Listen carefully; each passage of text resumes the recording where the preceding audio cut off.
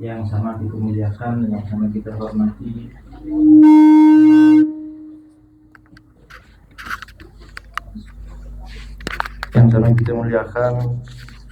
dan yang sama-sama kita hormati, yaitu Sahibul Bait pada kesempatan hari ini, akhina Ihsan dan keluarga, dan juga ibu-ibu majelis taklim Nurul Qalbi Tongole.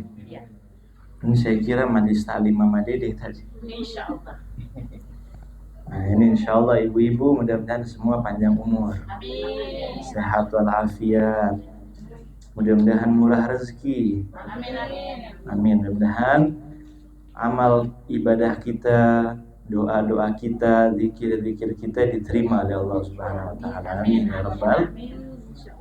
Ibu-ibu, ini adalah satu hal yang bagus, satu hal yang positif, di mana ibu-ibu yang ada di kampung ini, ibu-ibu yang insya Allah ibu-ibu salihah. Kenapa? Ibu-ibu yang perhatian sama zikir, sama ilmu. Karena peran seorang wanita dalam Islam itu bukan peran untuk pelengkap. Perempuan dalam Islam itu punya peran yang penting. Sebagaimana kita tahu, orang pertama yang masuk Islam adalah perempuan. Siapa? Sayyidatuna Khadijah.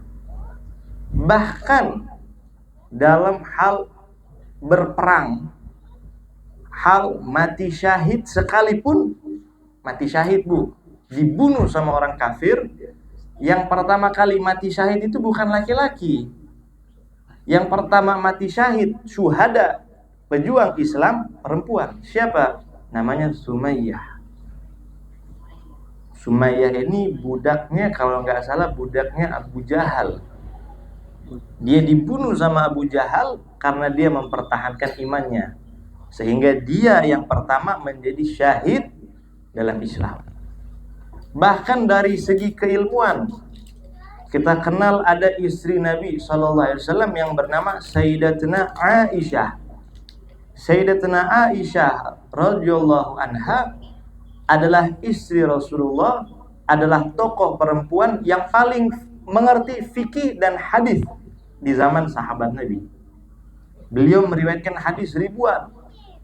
Bahkan banyak hukum-hukum tentang masalah fikih, masalah ibadah, masalah rumah tangga itu diajarkan lewat Sayyidatuna Aisyah radhiyallahu taala anha. Sehingga ibu bapak, ini majelis ibu-ibu itu majelis yang perlu kita bina, perlu kita perhatian. Kenapa? Dulu di Jakarta itu ada, kalau saya tidak salah, Shahib Zawiyah Pekojan, kalau saya tidak salah. Beliau itu memiliki majelis khusus, majelis perempuan. Bahkan kita di Ternate, kita punya Habib Hashim bin Muhammad Al-Bahr, atau kita kenal Tuan Kota Matiti, Tuan Kota Malibu. Habib Hashim punya majelis yang dibikin sama Habib Hashim, itu majelisnya majelis perempuan, Nama majelisnya Majelis Nahdlatus Shafiyah. Sampai sekarang majelisnya masih jalan, Rotib, Maulid, Burdah. Kenapa para ulama, para aulia, mereka memperhatikan bikin majlis khusus perempuan? Ada beberapa rahasia, di antaranya yang paling besar yaitu ketika seorang ulama mendidik ibu-ibu, maka dengan satu didikan itu dia mendidik dua generasi. Dengan mendidik seorang ibu, secara otomatis dia didik dua generasi. Kenapa? Karena al-madrasatul ula. ibu adalah madrasah pertama bagi anaknya. Sehingga ketika ibunya dididik, otomatis didikan itu akan diterapkan sama anaknya. Sehingga dengan mendidik ibu, secara tidak langsung ulama mendidik dua generasi, ibu sama anaknya. Madrasatul ula, ibu madrasah sekolah yang pertama. Belum kenal A, B, C, D, E, F, G di sekolah, ibu yang pertama ngajarin dia bicara. Belum kenal huruf, ibu sudah ajarin umi, aba, papa, mama, jadi diajarin duluan. Jadi itulah pentingnya ibu-ibu ini harus ada dalam majelis-majelis ta'lim. Nah, apa itu majelis ta'lim?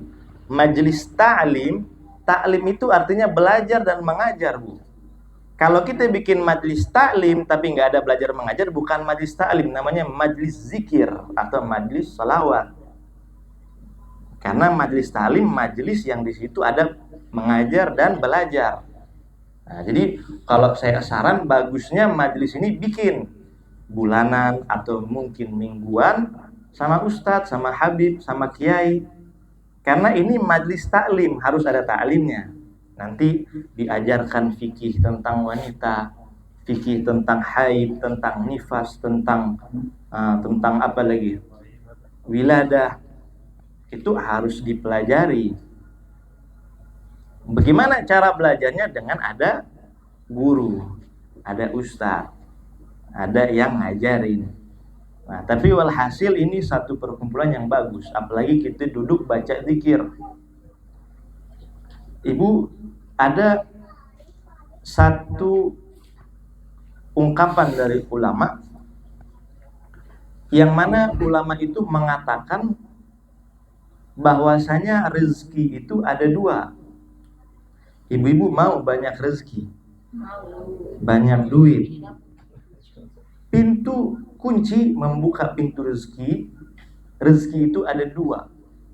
Ada rezeki namanya rezeki hissiyah, ada rezeki namanya rezeki ma'nawiyah. Rezeki hissiyah yang pertama. Apa itu rezeki hissiyah? Rezeki hissiyah rezeki yang nyata, yang kita lihat, berupa uang, berupa kita dikasih pakaian, berupa kita punya mobil, punya rumah, punya makanan. Itu rezeki hissiyah, rezeki yang ada depan kita, nyata. Tapi ada rezeki yang kedua, rezeki yang lebih mahal dari rezeki hissiyah, namanya rezeki ma'nawiyah. Apa itu rezeki ma'nawiyah? Rezeki ma'nawiyah, rezeki yang tidak ada. Itu Al-Quran, jangan taruh di bawah. Al-Quran, astagfirullahaladzim. Ini nih, Yasin. Ini jangan taruh di bawah, Bu. Itu nama-nama Allah, firman Allah, ya kan? Jadi jangan taruh di bawah. Kalau boleh taruh di pegang. Lanjut. Jadi rezeki ma'nawiyah ini adalah rezeki yang tidak punya fisik, tapi dia lebih mahal daripada rezeki yang berfisik, berbentuk. Contohnya apa? Contohnya rezeki ma'nawi itu seperti kesehatan kita, ketenangan hati kita, kita punya hati senang. Ada orang punya uang banyak, dia punya pikiran gak tenang. Ya, ada orang punya rumah mewah, tapi dia gak bisa dapat tidur yang nyenyak. Punya kasur empuk, tidur gak bisa. AC 3 PK, gak bisa tidur. Kenapa? Dia gak punya rezeki ma'nawiyah, ketenangan batin dia gak punya, ketenangan pikiran dia gak punya, ketentraman jiwa dia gak punya. Nah, bagaimana cara kita mendapatkan rezeki hissi dan ma'nawi? Rezeki hissi yang kita cari yaitu dengan kita usaha, ya kan? Bikin toko, jualan nasi kuning misalnya, kerja di kantor, itu rezeki hissiyah. Tapi rezeki ma'nawiyah yang lebih penting adalah dengan majlis-majlis zikir, majlis-majlis ilmu seperti ini. Di sini kita mendapatkan ketenangan.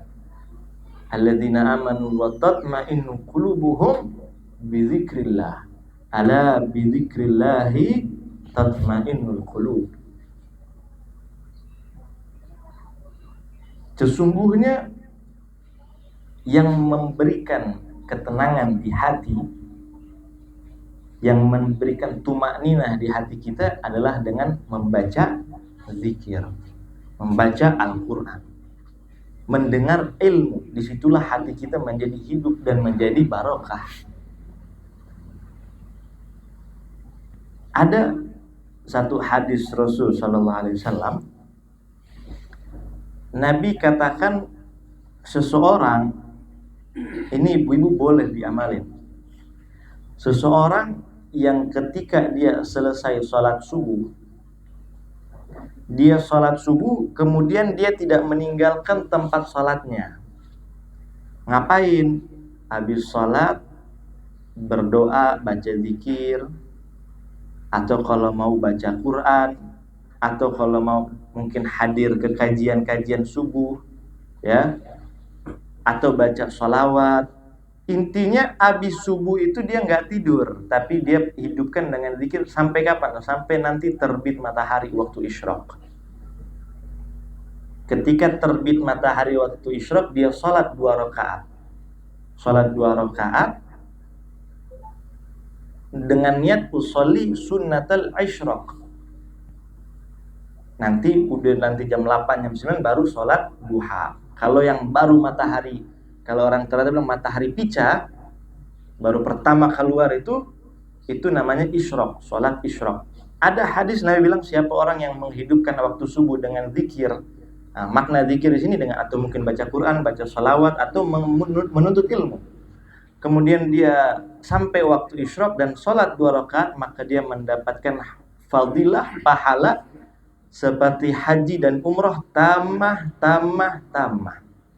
Dia mendapatkan pahala haji dan umroh yang sempurna 3 kali. Bahkan hadis Nabi yang lain, Nabi bilang orang yang menghidupkan ba'da subuh dengan berzikir, maka itu kata Rasulullah, dia lebih cepat menarik rezeki daripada orang yang menunggangi kuda pergi ke pasar cari duit. Nah, maksudnya apa? Kita ini meminta rezeki, mencari dunia. Yang punya dunia siapa? Orang di pasar atau yang di mana? Nah, dunia ini punya Allah. Makanya yang pertama kita minta sama Allah. Baru ikhtiarnya ke manusia, kerja dan lain-lain. Sehingga itu kata Nabi, orang yang berzikir di waktu subuh mengingat Allah, minta rezeki sama Allah, maka Allah akan kasih. Kalau Allah yang kasih sendiri, maka lebih cepat daripada orang yang cari rezeki ke manusia. Nah, rezekinya nggak harus berupa uang, kayak rezeki manawi, rezeki hissiyah. Bisa dua-duanya dikasih, bisa salah satunya. Yang penting dapat rezeki. Dan juga kunci kita membuka rezeki maknawi, rezeki hissiyah, yaitu rezeki berupa harta, uang dan lain sebagainya, itu kata Rasul SAW, dan kunci tempat kita mencari rezeki itu setelah sholat subuh, yaitu setelah isyraq. Makanya pagi-pagi disunnahkan, disuruh kita kerja, disuruh kita ikhtiar. Bukan berarti dengar ceramah ini saudara mau kerja, bukan, tapi artinya kerja jangan lupa sama yang punya dunia. Itu sampai dikatakan bahasa orang-orang pepatah, kalau tidur di waktu pagi, rezeki dipatok ayam. Nah itu kenapa? Karena ketika waktu subuh, waktu pagi, Allah membuka pintu rezeki. Ketika orang itu orang tidur, dia nggak dapat pembagian rezeki itu. Tapi ada rezeki, yaitu rezeki lahiriah kita, ketenangan hati itu. Pintunya, kuncinya bukan ba'da subuh, tapi ba'da asar. Jadi kalau pagi membuka pintu-pintu rezeki dunia, setelah asar itu waktunya kita membuka pintu-pintu rezeki akhirat. Makanya kalau para ulama zaman dahulu, mereka habis asar itu mereka isi dengan baca kitab, dengan baca waqiah baca habis asar. Nah, baca hizib bahar. Setelah itu mereka isi dengan rauhah itu apa? Pembacaan kitab-kitab salaf. Kenapa? Dihidupkan waktu asar untuk mencari ketenangan hati dan rezeki-rezeki rahmat Allah Subhanahu wa taala. Kalau kita di Zawiyah Selasa sore, ya Selasa sore ba'da asar, baca hadrah dan rauhah, baca kitab, ceramah. Kenapa? Tujuannya menghidupkan hati kita. Karena di situ waktu kita menghidupkan hati, yaitu ba'da asar. Nah, ini waktu-waktu yang penting yang harusnya kita jaga. Yaitu, apalagi ibu bapak, ada satu waktu di hari Jumat ba'da asar itu namanya Sa'ah Fatimiyah. Sa'ah Fatimiyah. Waktunya Sayyidah Fatimah. Kapan waktunya Sayyidah Fatimah? Yaitu setelah sholat asar hari Jumat. Sayyidah Fatimah Az-Zahra setiap hari Jumat ba'da asar beliau tidak keluar kemana-mana, beliau tetap di tempat mihrabnya, beliau sholat, setelah sholat beliau baca zikir, baca selawat sampai nanti maghrib. Kenapa? Karena ada hadis Rasul SAW yang Nabi mengatakan Allah itu menyembunyikan 5 perkara di dalam 5 perkara. Yang pertama, Allah menyembunyikan Lailatul Qadar di bulan Ramadan. Allah nggak kasih tahu. Yang kedua, Allah menyembunyikan salatil wusta. Fahafidhu ala salah wa salawatil wusta. Dan jagalah kamu salat 5 waktu, dan terlebih khususnya salatul wusta. Salatul wusta ini di antara 5 waktu itu ada satu salat yang paling luar biasa pahalanya, lebih besar. Door prize begitu. Kalau kita dapat itu salatul wusta, maka kita dapat pahala yang luar biasa, harta karun begitu. Allah sembunyikan salatul wusta. Fungsinya apa? Allah sembunyikan Lailatul Qadar supaya manusia ibadah Ramadan semuanya malam 1 sampai 30. Kalau dikasih tahu oh Lailatul Qadar malam 21, akhirnya tarawih malam 21 aja. Karena Lailatul Qadar di situ. Tapi disembunyikan. Kenapa? Biar kita cari di mana itu Lailatul Qadar. Yang kedua, sholatul wusta di antara 5 waktu. Kenapa disembunyikan? Biar kita sholat 5-5-nya. Karena kalau dikasih tahu, oh sholatul wusta, sholat asar, sholatnya sholat asar aja, kan begitu. Yang ketiga, Allah menyembunyikan Ismullah Al-A'zam. Ismullah Al-A'zam, nama Allah yang paling tinggi. Itu Ismullah Al-A'zam adalah satu nama Allah di antara nama-nama Asmaul Husna. Jadi ya Allah, ya Rahman, ya Rahim, ya Malik, ya Kudus sampai terakhir ya Sabur. Ada satu nama di situ yaitu Ismul A'zam. Ketika kita berdoa memanggil nama itu, maka pasti Allah kabulkan. Tapi disembunyikan, gak dikasih tahu yang mana. Supaya kenapa? Supaya kita kalau berdoa kita panggil 99 nama Allah. Panggil semuanya. Itu yang ketiga. Yang keempat, Allah menyembunyikan ajal. Allah nggak kasih tahu waktu kita kapan. Kenapa? Supaya kita selalu mempersiapkan amal kita, bekal kita. Makanya nggak dikasih tahu meninggalnya, ajalnya kapan. Dan yang terakhir, Allah menyembunyikan satu saat yang sangat mustajab di hari Jumat. Jadi di hari Jumat itu ada satu waktu yang di situ waktu mustajab. Ketika kita berdoa pasti dikabul. Tapi nggak dikasih tahu kapan, jam berapa, nggak dikasih tahu. Tujuannya apa? Tujuannya supaya selama hari Jumat kita selalu berdoa sama Allah, memohon dan mengamis sama Allah. Kalau dikasih tahu, oh nanti saat mustajab hari Jumat itu jam 8 pagi, akhirnya cuma jam 8 pagi kita berdoa. Makanya hari Jumat ibu-ibu banyak-banyak baca doa, baca zikir, baca. Paling bagus hari Jumat itu baca sholawat. Paling bagus. Tapi Sayyidah Fatimah Az-Zahra, beliau ketika hari Jumat berdoanya di abis asar. Kenapa? Karena beliau meyakini waktu istajabah doa tadi itu abis asar di hari Jumat. Sehingga beliau khususkan waktu itu untuk berdoa. Makanya para ulama tidak pernah meninggalkan Sa'ah Fatimiyah, waktu abis asar hari Jumat. Tapi di waktu-waktu yang lain juga mereka banyak-banyak berdoa. Cuman itulah waktu Sayyidah Fatimah. Dan kata ulama mengatakan kemungkinan yang paling besar bahwasanya waktu istijab, waktu mustajab dalam doa dalam hari Jumat itu kemungkinan besar itu waktu habis asar. Kenapa? Karena Sayyidah Fatimah melakukan itu. Sayyidah Fatimah melakukan itu karena dia anak Rasulullah. Rasulullah yang paling tahu. Jadi ibarat kata Rasulullah ini pasti tahu. Sehingga Sayyidah Fatimah bikin Abi Sasar bisa jadi itu. Karena yang mungkin paling mendekati kebenaran adalah Abi Sasar. Awal hasil ibu bapak, kapan aja hari Jumat banyak-banyak berdoa. Banyak-banyak baca sholawat. Banyak-banyak, apalagi sekarang bulan Maulid. Nah, bulan Maulid asar jam berapa? Bulan Maulid bulannya Nabi Muhammad, bulannya Rasulullah. Kenapa sih Nabi Muhammad itu lahirnya bulan Rabiul Awal? Kenapa Nabi Muhammad tidak lahir di bulan Ramadan? Kan Ramadan bulan yang paling mulia. Nabi Muhammad orang yang paling mulia.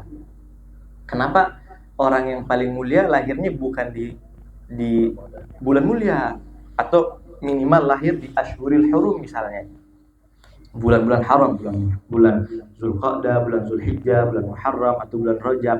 Kenapa malah lahir Rabiul Awal? Atau kenapa Nabi itu lahir hari Senin, bukan hari Jumat yang Sayyidul Ayyam, pemimpin segala hari?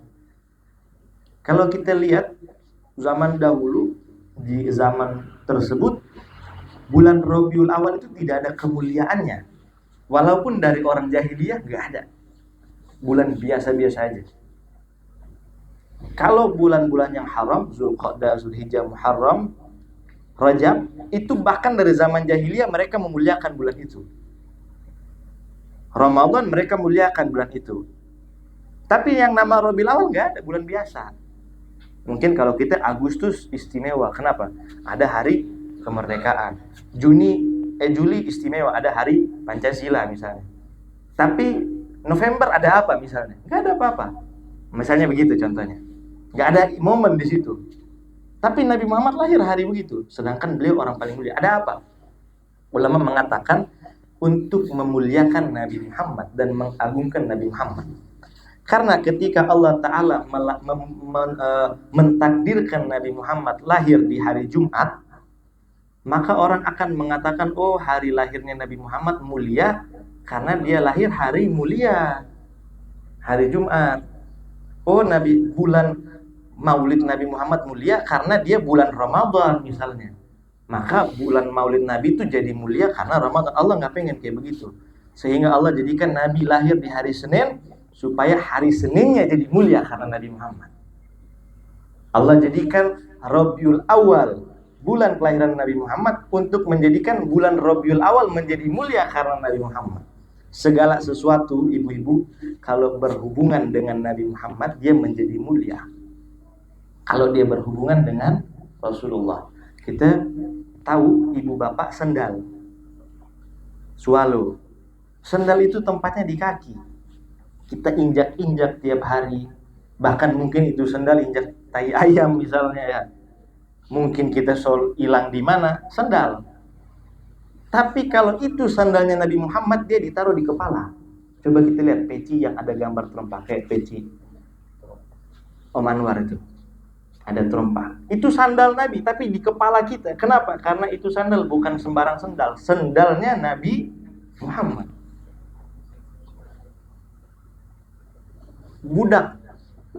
Budak itu sesuatu hal yang bukan hal yang mulia. Budak, hamba sahaya. Siapa yang pengen jadi budak? Pengen jadi tawanan, pengen jadi hamba sahaya? Gak ada. Tapi ketika budak itu disandarkan kepada Rasul, siapa? Safinah maula Rasulullah, Zaid maula Rasulullah. Safinah siapa? Dia bangga, saya Safinah budaknya Rasulullah. Dia bangga. Dia tidak malu. Kenapa? Karena dia jadi budaknya Rasulullah. Dia jadi mulia. Padahal dia sesuatu yang lalu ibu bapak. Kalau sendal aja yang benda mati bisa mulia karena Rasulullah, karena dekat dengan Rasulullah. Lalu kenapa kita umatnya nggak jadi mulia kalau kita dekat dengan Nabi? Kita rajin baca selawat. Mana mungkin kita nggak mulia Kita cinta sama Nabi Muhammad, mana mungkin kita nggak mulia? Sedangkan sendal aja bisa mulia karena dekat dengan Nabi Muhammad Rasulullah Sallallahu Alaihi Wasallam. Banyak yang lainnya, seperti kita tahu ludah. Ludah itu memang dia bukan sesuatu yang najis, tapi dia menjijikan. Siapa yang pengen diludahin? Ibu-ibu kalau misalkan ada yang ludah, insya Allah bakulai di situ. Tapi siapa yang pernah dengar riwayat ketika Rasulullah meludah, tidak pernah ludah itu sampai di tanah. Ketika Nabi buang ludah, sahabat langsung kasih tangan. Dan ludah itu diapain? Dioles di mukanya. Padahal ludah, kalau ludah kita mungkin lari. Tapi ludah Rasul jadi mulia. Atau mungkin darah. Darah itu dalam fikih hukumnya najis. Kita punya darah, makanya kita kalau luka jangan dimimis-mimis, jangan, itu najis.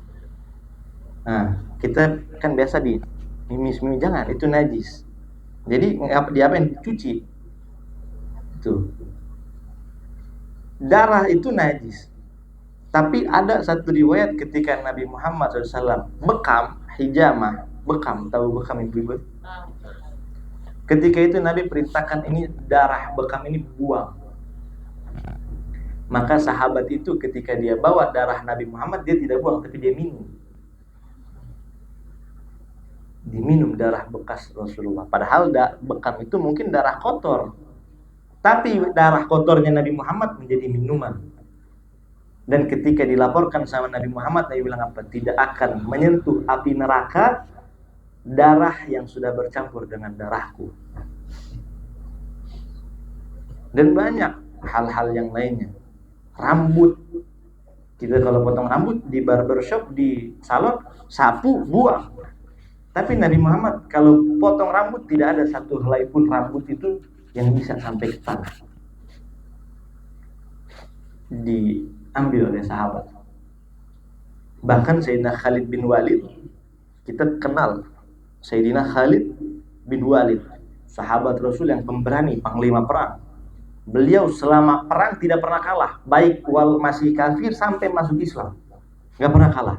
Makanya perang Uhud itu Nabi Muhammad dan pasukannya bisa terpojok. Kita tidak katakan perang Uhud Nabi kalah, enggak. Perang Uhud itu Nabi tidak kalah. Perang Uhud Nabi tidak kalah. Hasil perang Uhud itu adalah imbang, nggak ada yang kalah. Nabi tidak terkalahkan. Cuman kenapa Nabi tidak menang di perang Uhud? Salah satu rahasianya, karena musuh kaum kafir Quraisy di perang Uhud dipimpin Khalid bin Walid. Namun dia menjadi sayf min suyufillah, pedang dari pedang-pedang Allah, Saifullah al-Maslul. Itu Khalid bin Walid, Bu. Rahasia setelah dia masuk Islam, dia tidak pernah kalah, tidak pernah terbunuh, tidak pernah kena pedang dari yang membahayakan dia. Padahal dia selalu berdoa, ya Allah saya pengen mati syahid, tapi nggak bisa.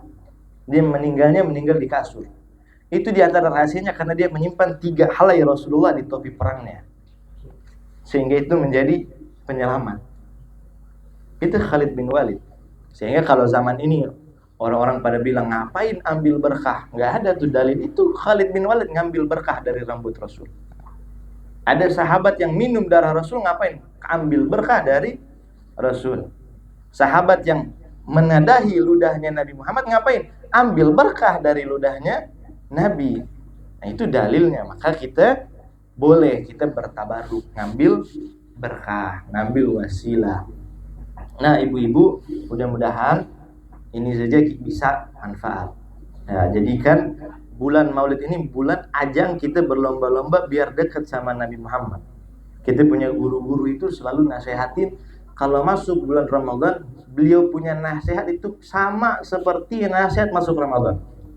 Kita kalau mau masuk Ramadan pasti diingetin, ayo kita tobat, ayo kita tambah amal. Kalau Ramadan kita tidak tobat, mau kapan lagi?